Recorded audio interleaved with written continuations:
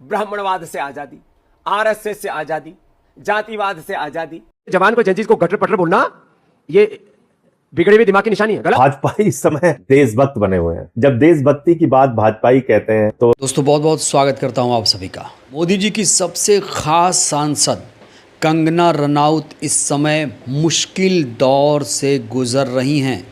वो कंगना जिनका विवादों से पुराना नाता है, जो जब भी मुंह खोलती हैं तो नया विवाद शुरू हो जाता है। दोस्तों आपको याद होगा कंगना ने पिछले दिनों जेन ज़ी को गटर जनरेशन कहा था। याद है आपको या आप सब भूल गए? लेना देना मैं तो नहीं मानती कि मैं कॉकरोच हूँ। मैं नहीं मानती मैं कॉकरोच हूँ। जो लोग नहीं मानते, मुझे कोई कहेगा कि मैं गटर में रहती हूँ तो मैं मना करूंगी नहीं, लेकिन जो कहते हैं कि मैं कॉकरोच हूँ तो वो गटर में ही रहेगा और क्या। लेकिन अब ऐसा लग रहा है कि कंगना के दिन लद चुके हैं, कंगना के बुरे दिन शुरू हो चुके हैं, क्योंकि कंगना के सगे संबंधी, कंगना के फैंस ही अब उनके खिलाफ खड़े हो गए हैं। दोस्तों इस समय वंदे मातरम पर देश में घमासान छिड़ा हुआ है। आज राज्यसभा के सांसद संजय सिंह ने बीजेपी आरएसएस को एक खुला चैलेंज दिया है। क्या है खुला चैलेंज? कैसे आज संजय सिंह ने बीजेपी आरएसएस की पोल पट्टी खोली है, वो एक्सक्लूसिव वीडियो भी मैं आपको दिखाऊंगा। लेकिन सबसे पहले बात होगी लाला अब बाबा रामदेव की। बाबा रामदेव किसी परिचय पहचान के मोहताज नहीं है। बाबा रामदेव वही हैं जो कहते थे कि जब बीजेपी की सरकार आ जाएगी तो पेट्रोल आपको 50 रुपये प्रति लीटर मिलेगा, सब कुछ सस्ता हो जाएगा, काला धन वापस आ जाएगा। एक बार मोदी जी को प्रधानमंत्री बनाकर तो देखिए। लेकिन अब ऐसा लग रहा है कि बाबा रामदेव बीजेपी से बहुत ज़्यादा नाराज़ हैं। पिछले कुछ दिनों से दोस्तों बाबा रामदेव के न जाने ऐसे कितने बयान आए जिसके बाद लोग ये कह रहे हैं कि अब बाबा पलटी मारने वाले हैं। बाबा को बीजेपी की विचारधारा बिल्कुल भी पसंद नहीं है। आज बाबा रामदेव ने मोदी जी के सबसे प्रिय सांसद के बारे में जो कुछ कहा दोस्तों, उसे अगर आप सुनेंगे तो आप भी हैरत में पड़ जाएंगे। बिना भूमिका बांधे सबसे पहले आप बाबा रामदेव का ये ताज़ा बयान सुनिए, जिसमें उन्होंने कंगना को सीधे सीधे टारगेट किया है। बीजेपी के एक सांसद कंगना रनौत कहती हैं कि ये गटर जनरेशन है। और उनका क्वालिफिकेशन क्या है? जिनका आप नाम सांसद हैं और उनका बचपन कैसा रहा है, उनकी जवानी कैसी रही है, उनके पहले के कारनामे कैसे रहे? मैं ऐसे लोगों के बारे में बात नहीं करना चाहता। ऐसे किसी भी देश के जवान को जंजीज को गटर पटर बोलना ये बिगड़े हुए दिमाग की निशानी है। गलत बात है। इसके ऊपर जो है उनकी पार्टी के लोगों को संज्ञान लेना चाहिए। और लेकिन वो आपके योग की प्रशंसक रही हैं, खुद को सनातन। मेरी प्रशंसा करे, योग की प्रशंसा करे तो मैं उनके गुनाहों को यहाँ पर लिपापोती कर दूं। आप गुनाह मानते हैं ये कहना? देखो, किसी भी जाति वर्ग समुदाय, आज युवा कोई जाति नहीं है, युवा में सब है। उसमें ब्राह्मणों के भी बालक है, क्षत्रियों के भी, वैश्यों के भी, दलित के भी, आदिवासी वनवासी के, SC ST के सबके बालक है। आज युवा अपने आप में एक बहुत बड़ी ताकत है, उसको कोई नकार नहीं सकता। और युवाओं ने तो अच्छे की चोले हिला करके रख दिए साहब। बड़ा सवाल, क्या कंगना ने अपना मानसिक संतुलन खो दिया है? क्या बाबा अब इस कंगना का इलाज करेंगे? दोस्तों इस समय कंगना बाबा के निशाने पर आ गई हैं। तो आज बाबा रामदेव ने कंगना रनौत को थप्पड़ जड़ दिया। भौतिक रूप से नहीं, लेकिन वर्चुअली थप्पड़ जड़ दिया है।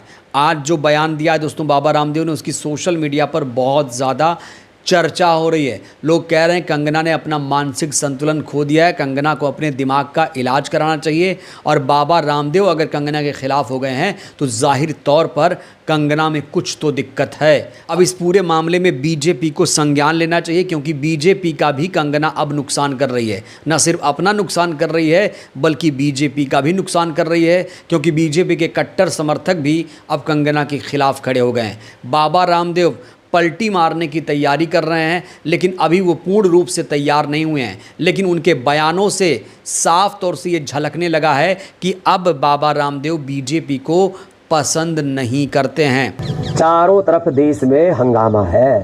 छोटे छोटे स्कूल कॉलेजों से बच्चे निकल रहे हैं कि हमारे यहाँ टीचर नहीं है, हमारे यहाँ लाइट नहीं है, हमारे यहाँ पानी नहीं है, हमारे यहाँ शौचालय नहीं है, हमारे यहाँ टीचर है तो किताबें नहीं है, किताबें हैं तो टीचर नहीं है, और टीचर है तो पढ़ाई में नकल हो जाती है, कहीं पेपर लीक हो जाता है, और पेपर पास भी कर लिया, 10वीं 12वीं का बोर्ड एग्जाम भी दे लिया, तो 10वीं 12वीं के जो एग्जाम के मार्क्स हैं वो कहीं जुड़ते ही नहीं है। वही समय बाबा रामदेव का एक और बयान बहुत तेजी से वायरल है, जिसमें वो ये कह रहे हैं कि जो शिक्षा मंत्री बदला गया है, जो धर्मेंद्र प्रधान का इस्तीफा हुआ है, उस इस्तीफे से कुछ नहीं होगा, व्यवस्था बदलनी पड़ेगी। यहाँ बाबा रामदेव ने सीधे सीधे नए शिक्षा मंत्री प्रहलाद जोशी पर हमला बोला है। अच्छा बताओ मिला क्या? ये कहते थे ब्राह्मणवाद से आज़ादी, आरएसएस से आज़ादी, जातिवाद से आज़ादी, तो पक्का ब्राह्मण और पक्का संघी बैठा अभी शिक्षा मंत्री बन गए। हाँ, प्रहलाद जोशी। बिगाड़ लो, क्या बिगाड़ोगे? ऐसे होता है क्या? तो सरकार ने भी तो क्या चिढ़ाने के लिए ला दिया क्या? ये लोग कह रहे थे आरएसएस से आजादी, ब्राह्मणवाद से आजादी। तो बाबा रामदेव के अब सुर बदले हुए हैं, देखते हैं बाबा रामदेव कब पलटी मारेंगे। दोस्तों अब बात करेंगे संजय सिंह की। इस समय बीजेपी के तमाम नेता लोगों को देशभक्ति का सर्टिफिकेट बांट रहे हैं, वंदे मातरम पर घमासान छिड़ा हुआ है। आज संजय सिंह ने तमाम भाजपाइयों को, बीजेपी के तमाम नेताओं को, आरएसएस के तमाम लोगों को और ख़ास तौर से प्रधानमंत्री नरेंद्र मोदी को एक चैलेंज दिया। कहा कि बिना टेलीप्रॉम्प्टर के आप अगर वंदे मातरम गा दें तो मैं आपका स्वागत करूंगा। एक खुला चैलेंज आज संजय सिंह ने प्रधानमंत्री नरेंद्र मोदी को दिया है। साथ ही साथ उन्होंने आरएसएस के काले इतिहास, बीजेपी के काले इतिहास को भी विस्तार से बताया। सुनिए। नमस्कार जैन साथियों, भाजपाई इस समय देशभक्त बने हुए हैं। जब देशभक्ति की बात भाजपाई कहते हैं तो ऐसा लगता है कि वो अपना इतिहास शायद नहीं जानते, वो भूल चुके हैं उनके पुरखों ने क्या किया इस देश के साथ। अभी वंदे मातरम पे सवाल उठा रहे हैं भाजपाई। मैंने सदन में भी पूछा था भाजपाइयों से, 4 लोगों के नाम बताओ जो बीजेपी के पुरखे हैं, आरएसएस से जुड़े रहे हैं, जिन्होंने वंदे मातरम लगाया और जिनको जेल की सजा हुई। 4 का नाम बताओ। आज तक बताने के लिए तैयार नहीं। याद रखिएगा, बीजेपी के पुरखों ने 52 साल तक आरएसएस के मुख्यालय पे तिरंगा झंडा नहीं फहराया। ये वो लोग हैं जिन्होंने तिरंगे झंडे का विरोध किया। ये वो लोग हैं जिन्होंने 28 दिसंबर 1949 को हमारे राष्ट्रगान के बारे में लिखा, जनगण मन के बारे में लिखा। ये अधिकारियों पे पार्टी में गाया जाने वाला आइटम ऑफ एंटरटेनमेंट है। याद रखिएगा, ये वो लोग हैं जिनके नेता श्यामा प्रसाद मुखर्जी ने अंग्रेज गवर्नर को 1942 में चिट्ठी लिखी थी और कहा था भारत छोड़ो आंदोलन को कुचल देना चाहिए, आजादी के आंदोलन को समाप्त कर देना चाहिए, अंग्रेजों के पिट्ठू थे। ये वो लोग हैं जिन्होंने मोहम्मद अली जिन्ना के साथ श्यामा प्रसाद मुखर्जी ने 3 राज्यों में सरकार बनाई। जिन्ना की तारीफ किसने की? जिन्ना की तारीफ लाल कृष्ण आडवाणी जी ने की। जिन्ना की तारीफ किसने की? जसवंत सिंह जी जो बीजेपी के नेता हैं, उनकी किताबों में जिन्ना की तारीफ मिल जाएगी आपको। इन्होंने भारत माता के साथ हमेशा धोखा देने का काम किया है। वंदे मातरम राष्ट्रगीत के रूप में 24 जनवरी 1950 को संविधान सभा के द्वारा स्वीकार किया गया। इसमें किसी भाजपाई का योगदान नहीं है, किसी आरएसएस का, किसी जनसंघ वाले का योगदान नहीं है। अरे इस देश का इतिहास तो ठीक से जान लो।